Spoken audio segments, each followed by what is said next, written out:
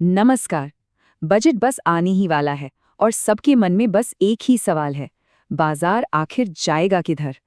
थोड़ी एक्साइटमेंट है, थोड़ी घबराहट भी है। तो चलिए आज इसी गुत्थी को सुलझाने की कोशिश करते हैं। तो वही सबसे बड़ा सवाल, कल शेयर बाजार का क्या होगा? माहौल में देखिए थोड़ी अनिश्चितता है, लेकिन उम्मीद भी कायम है। आज हम यही देखने वाले हैं कि आखिर उम्मीद क्या की जा सकती है।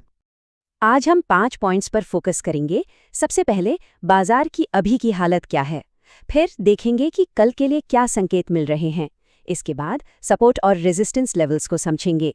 फिर बजट का क्या असर हो सकता है, और आखिर में इन्वेस्टर्स के लिए क्या स्ट्रैटेजी होनी चाहिए। ठीक है, तो चलिए शुरू करते हैं अपने पहले सेक्शन के साथ। अभी बाजार की सूरत कैसी है, और ये जो बजट से पहले की घबराहट होती है, ये असल में है क्या चीज? देखिए, अभी का माहौल ना थोड़ा मिला जुला सा है। पिछले ट्रेडिंग सेशन में एक हल्की सी गिरावट देखने को मिली, और ये बिल्कुल नॉर्मल है। बजट जैसे बड़े इवेंट से पहले बाजार में वॉलेटिलिटी यानी कि उतार चढ़ाव बढ़ ही जाता है। इसका सीधा सा मतलब ये है कि बाजार ऊपर भी जा सकता है, नीचे भी आ सकता है, और इसी वजह से इन्वेस्टर्स में थोड़ी सी चिंता बनी हुई है। तो सवाल ये उठता है कि ऐसे माहौल में कल के लिए संकेत कहाँ से ढूंढे। चलिए एक सबसे आसान, सबसे सीधे इंडिकेटर पर नजर डालते हैं, आज की क्लोजिंग प्राइस। अब यहाँ पे ना दो सीधी सीधी संभावनाएं बनती हैं। पहली, अगर बाजार आज कमजोरी के साथ बंद होता है तो अक्सर देखा गया है कि अगले दिन एक रिकवरी या एक बाउंस आ सकता है। और दूसरी तरफ, अगर बाजार आज मजबूती से बंद हुआ तो हो सकता है कि ये पॉजिटिव मोमेंटम कल भी बना रहे। हाँ, एक बात याद रखने वाली है, ये सिर्फ संभावनाएं हैं, कोई गारंटी नहीं। और यहीं पर एक बहुत ज़रूरी बात याद आती है, बाजार जो है ना, वो हमेशा अपनी ही धुन में, अपनी ही लॉजिक पर चलता है। कोई भी भविष्यवाणी उसकी दिशा तय नहीं कर सकती। हम जो ये विश्लेषण कर रहे हैं, ये सोचने का एक फ्रेमवर्क देता है, लेकिन असली बॉस तो खुद बाजार ही है। चलिए अब जरा टेक्निकल एनालिसिस की दुनिया में चलते हैं और दो सबसे ज़रूरी कॉन्सेप्ट्स को समझते हैं जिन्हें ट्रेडर्स रोज़ इस्तेमाल करते हैं।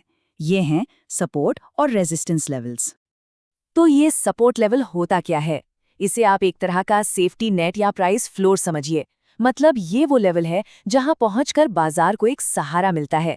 यहाँ बायर्स एक्टिव हो जाते हैं और बाजार को और नीचे गिरने से थाम लेते हैं। यहाँ डिमांड बढ़ने की पूरी उम्मीद रहती है। और ठीक इसका उल्टा होता है रेजिस्टेंस लेवल। इसे आप एक प्राइस सीलिंग या एक छत की तरह मानिए। ये वो लेवल है जहां सेलर्स यानी बेचने वाले हावी हो जाते हैं। लोग अपना प्रॉफिट बुक करना शुरू कर देते हैं, जिससे बाजार की तेजी पर एक तरह का ब्रेक लग जाता है। अच्छा, तो इन लेवल्स का मतलब क्या है? निफ्टी के लिए इसे कैसे समझे? बहुत सिंपल है। अगर निफ्टी अपने सपोर्ट लेवल को तोड़कर नीचे चला जाता है तो ये एक सिग्नल है कि गिरावट और बढ़ सकती है। और अगर निफ्टी अपने रेजिस्टेंस लेवल को पार कर लेता है तो ये एक संकेत है कि तेजी का दौर आ सकता है। ठीक है, तो अब टेक्निकल बातों से जरा बाहर निकलते हैं और उस सबसे बड़े इवेंट पर फोकस करते हैं जो इस पूरे खेल को बदल सकता है, आने वाला बजट। अब बजट इतना जरूरी क्यों है? क्योंकि इससे सरकार की आर्थिक नीतियों का पूरा खाका सामने आता है, और इसका सीधा सीधा असर कंपनियों के मुनाफे और पूरी इकोनॉमी पर पड़ता है। और हाँ, इस बार तो एक बहुत ही अनोखी चीज भी हो रही है। सरकार ने संडे को भी बाजार खुला रखने का फैसला किया है। मतलब इन्वेस्टर्स को सोचने समझने और अपनी पोजीशन एडजस्ट करने के लिए एक्स्ट्रा टाइम मिल रहा है। एक और बात, बजट की घोषणाओं का असर कुछ खास सेक्टर्स पर बहुत ज्यादा होता है। तो ऐसे में बैंकिंग, इंफ्रास्ट्रक्चर और हेल्थ केयर जैसे सेक्टर्स पर अपनी नजर बनाए रखना बहुत जरूरी होगा।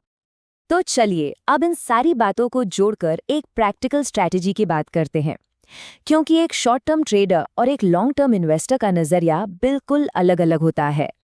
सबसे पहले एक जरूरी चेतावनी, रॉबर्ट कियोसाकी जैसे बड़े बड़े नाम अक्सर बाजार में बड़े क्रैश की भविष्यवाणियां करते रहते हैं। इन पर आंख बंद करके भरोसा करना ठीक नहीं, खासकर जब आप शॉर्ट टर्म स्ट्रैटेजी बना रहे हों। तो स्ट्रैटेजी क्या होनी चाहिए? अगर कोई शॉर्ट टर्म ट्रेडर है तो उसके लिए अनुशासन ही सब कुछ है। हर ट्रेड पर एक क्लियर स्टॉप लॉस होना ही चाहिए, और एंट्री एग्जिट के लिए सपोर्ट रेजिस्टेंस लेवल्स का इस्तेमाल करें।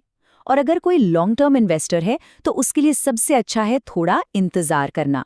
बजट के बाद देखें कि बाजार किस करवट बैठता है और अपना फोकस मजबूत फंडामेंटल वाली कंपनियों पर ही रखें। तो इस पूरी चर्चा के बाद हम वापस उसी पहले सवाल पर आते हैं। अपनी राय में कल क्या होने वाला है?